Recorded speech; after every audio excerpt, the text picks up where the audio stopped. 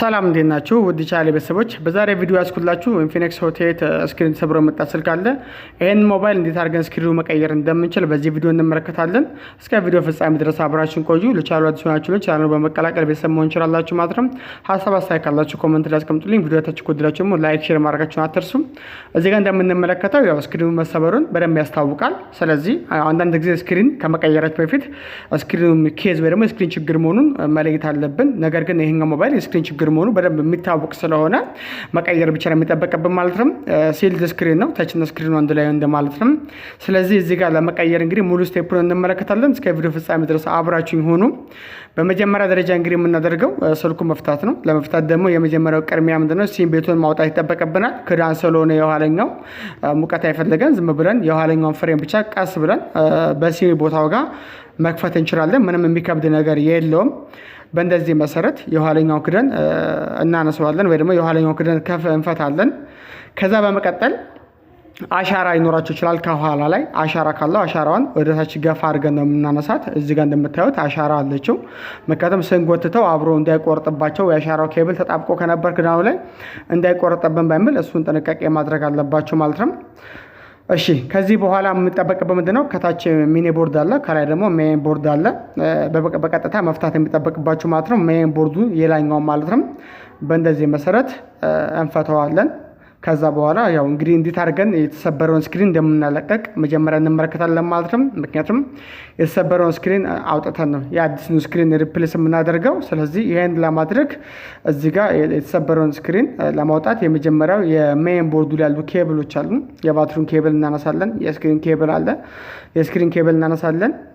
ሜን ቦርድና ሚኒ ቦርድን ደግሞ የሚያገናኝላችሁ ኬብል አለ። እንደዛውም እሱንም ኬብል እናነሳለን ማለት ነው።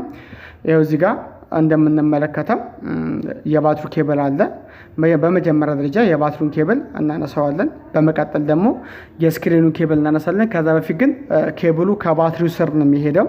ስለዚህ ኬብሉ ከባትሪው ስር ስለሆነ ባትሪውን እናነሳለን ማለት ነው። ባትሪን ግን ቀስ ብለን እናነሳለን። ምክንያቱም መጠንቀቅ ያለብን አንድ ኬብል አለ። እሱም ሜን ቦርድና ሚኒ ቦርዱን የሚያገናኘው እችኛው እዚህ ጋር የምታዩት ማሳያችሁ ኬብል እንዳትቆርጥባችሁ ወይ ደግሞ እዚህ ጋር ማንሻው ላስቲክ ኬብሉን እንዳያጨራምትባችሁ ጠንቀቅ ብላችሁም ቲነር ነገር ጠብ እያደረገ የተወሰነ ቲነር ሳናበዛበት ጠብ እያደረገን ማስተሹን ሲነካ የማንሳት አቅም ስለሚኖረው በእንደዚህ መሰረት እያደረግን ባትሪው በቀላሉ ማንሳት ትችላላችሁ ማለት ነው። እንዳልኳችሁ ግን ትንሽ ጠንቀቅ ማለት ያለብን ይቺኛዋ ኬብል ነው። ሜን ቦርድ እና ሚኒ ቦርድ የምታገናኘዋ ኬብል እንዳታባላሽባችሁ። ኬብሉ እዚህ ጋር ላስቲኩ ከኬብሉ በላይ መሆን አለበት። ስለዚህ በእንደዚህ መሰረት ነው። የስክሪኑ ኬብል ቢበላሽም ችግር የለውም። ፌል ያደረገ ስክሪን ስለሆነ የስክሪን ኬብል ቢያበላሽባችሁም ይዛናል የሚያሰጋም አይደለም። ኦልሬዲ በአዲስ ልንቀይር ስለሆነ ይሄኛው ኬብል መጠንቀቅ ያለብን ማለት ነው። በእንደዚህ መሰረት ትንሽ ቲነር ጠብ እያደረግን ባትሪያችንን በቀላሉ ማንሳት እንችላለን ማለት ነው። እንግዲህ እዚህ ጋር እንደምናየው ባትሪውን በእንደዚህ መሰረት በቀላሉ አንስተነዋል።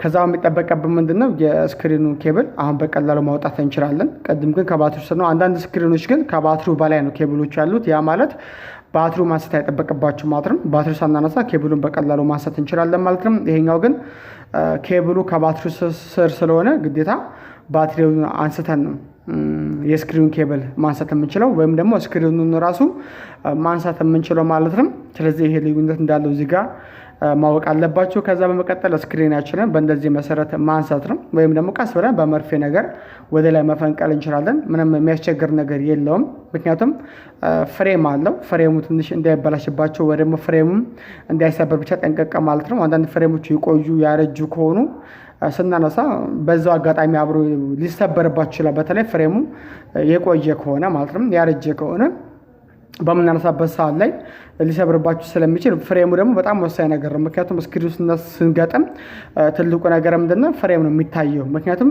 ስክሪኑ ሙሉ ለሙሉ ሄዶ የሚገጥመው ፍሬሙ ላይ ስለሆነ ፍሬሙ ቤንድ ማድረግ የለበትም። ከዚህ በፊትም የሰራሁላችሁ ቪዲዮ ነበር ስለ ስክሪን ሳምሰንግ ኤ10 ስክሪን አቀያየር ሰርቼላችኋለሁና እዛ ላይ በደንብ ገልጬላችኋለሁ። በተለይ ፍሬሙ በጣም ወሳኝ መሆኑን አስቀምጬላችኋለሁ። እንደውም የባለፈው ስክሪን ላይ ስክሪኑ ስናነሳው ማስተሹ መሀል ሁሉ ተቀብቶ ነበርና በጣም ለማንሳት ሁሉ በጣም ይቸግር ነበር፣ በጣም ያስቸግር ነበረ።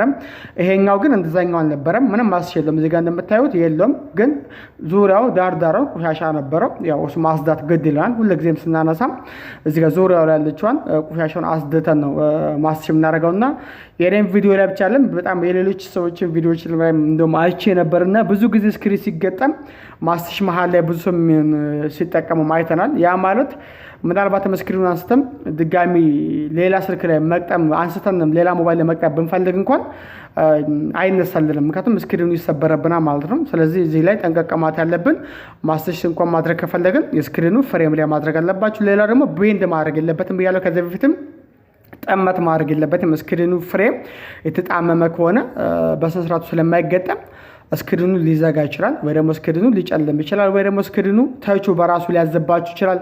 እናንተ ሳትነኩት ራሱ ሊነካካ ይችላል። እናንተ ስትነኩት እሱ ወደ ሌላ ቦታ ሊያስገባችሁ ይችላል። እናንተ የምትነኩት ቦታ ሌላ፣ እሱ የሚነካው የሚያዘው ቦታ ሌላ ሊዘባርቅ ይችላልና እንደዚህ በስነ ስርዓቱ ቁጭ ማለት አለበት። ምንም ክፍተት የለም። እንደምታዩት በአራቱም አቅጣጫ ምንም የለም። ያ ማለት ግን ግዴታ ሁሉም ፍሬም እንደዚህ ነው ማለት ሳይሆን ምናልባት የተሰበረ ፍሬም ሊያጋጥማችሁ ይችላል። ቢሆንም ግን ቀስ ብለን እዛም ላይ ቢሆን መቅጠም አለብን። ቤንድ ያደረገ ከሆነ ግን አንችልም። ምክንያቱም የተጣመመ ከሆነ ስክሪኑ በስነ ስርዓት አይቀመጥላችሁም። ባይሆን የሚሻለው ነገር ፍሬም መቀየር፣ ፍሬሙ ሌላ መቀየር ይጠበቅባቸዋል። አሊያም ደግሞ ፍሬሙ ማስተካከል እዛው ባለበት ለማቃናት መሞከር ነው የሚሆነው። ስለዚህ በእንደዚህ መሰረት በስነ ስርዓቱ ገጥመን ስክሪናችንን እንግዲህ ቼክ እያደረገልን ያለ ነው።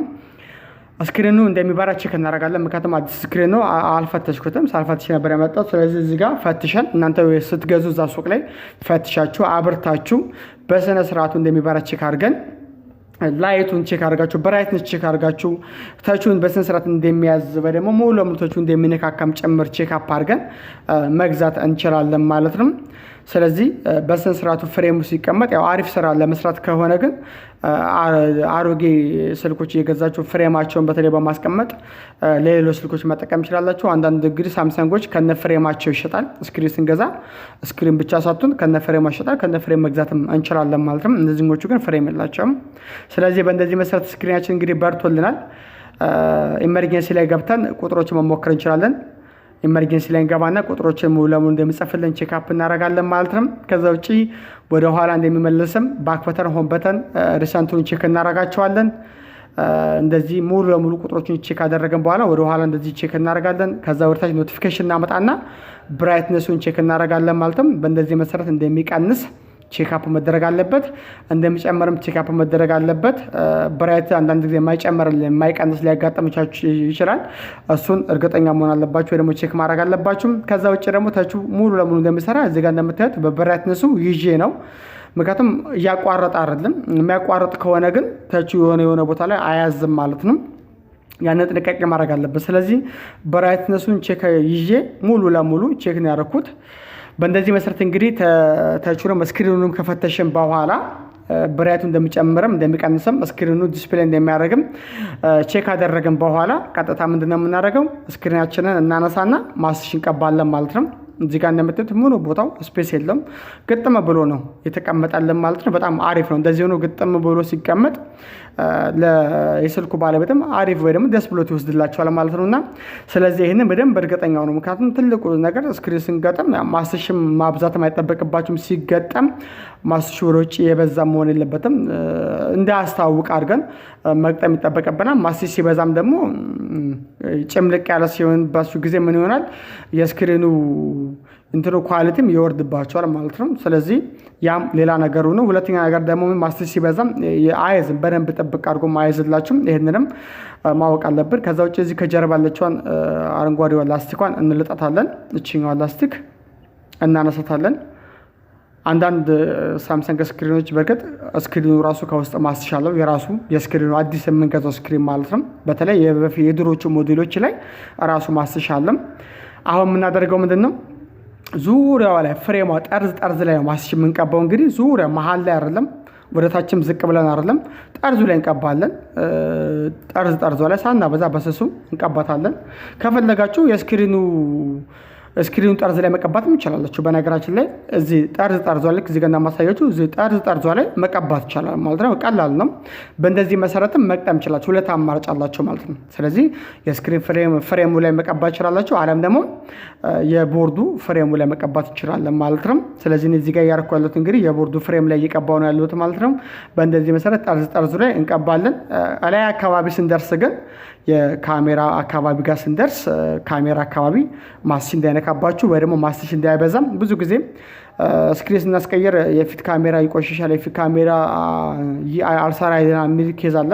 ምክንያቱም የፊት ለፊት ካሜራ ክፍት ስለሆነ እዛ አካባቢ ማስቲሽ ምናምን እንዳይነካባችሁ ጠንቀቅ በሉ። አንድም ያ ሊሆን ይችላል ካሜራቸው እየደበዘዘባቸዋለሁ። ምክንያቱም ልክ እዚህ ጋር እንደምታዩት የፊት ለፊት ካሜራ ስንደርስ እንዘለዋለን። ሴንሰርም አለን። ሴንሰር ጆሮ ላይ ስንደውል እንዳይጨለመ የምታደርግ ሴንሰር አለች። ሴንሰሯ ጋርም አንቀባም። ፍለሽ ላይትም አለ፣ ላይት የፊት ለፊት ላይት ማለትም እሱ ጋርም አንቀባም። ስለዚህ እየዘለላችሁ ነው። ልክ እዚህ ጋር እንደምታዩት ዘልየዋለሁ። ዘለን በእንደዚህ መሰረት መቀባት አለብን ማለት ነው። ስለዚህ ማስቲሹ ሳናበዛ በእንደዚህ መሰረት ከቀባን አሪፍ ስራ ነው የሚሆንላቸው ማለት ነው። እንግዲህ እዚህ ጋር እንደምናየው ቀብተን ጨርሰናል። ሳናበዛበት በስነ ስርዓቱ ቀብተናል። አሁን የሚጠበቅባችሁ ምንድነው? ቀጥታ ስክሪኑን አምጥተን እዚህ ጋር መቅጠም የሚጠበቅብን ማለት ነው። ቀስ ብለን ቀድሚያ የስክሪኗን ኬብል እናስገባታለን። ማስቲሽ ስለሆነ ሊይዝብን ስለሚችል ሳይዝብን በፊት በጥንቃቄ የስክሪኗን ኬብል መጀመሪያ ላይ አሾልክ እናስገባታለን ማለት ነው። ነገር ግን የስክሪኑ ከታች በኩል ላይ አይሱ መሸፈኑንም እርግጠኛ ሁኑ፣ ሾርት እንዳያደርግባችሁ ማለት ነው። ልክ እዚህ ጋር እንደምታዩት እኩል 4 ፍሬም ጠብቀን ወደታች በእንደዚህ መሰረት እናስይዘዋለን። መድረቅ አለበት። በርግጥ ይሄ ያጣበቀው ማስቲሽ 40-50 ደቂቃ ድረስ ይዞ መድረቅ አለበት። በደንብ አድርጎ ቤዝ ይመከራል። ስለዚህ በደንብ አድርጎ እንዲዝ እንግዲህ አንድ 40-50 ደቂቃ ድረስ መጠበቅ አለብን ማለት ነው። እስከዛ ግን የስክሪናችንን ኬብል እንገጥማለን።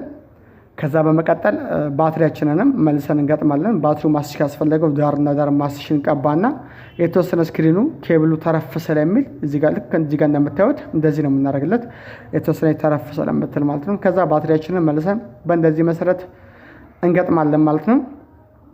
ልክ እዚህ ጋር እንደምታዩት በእንደዚህ መሰረት እንገጥማለን። እዚህ ጋር አንድ ሊሰመርበት የሚገባ አንድ ወሳኝ ነገር ልንገራችሁ።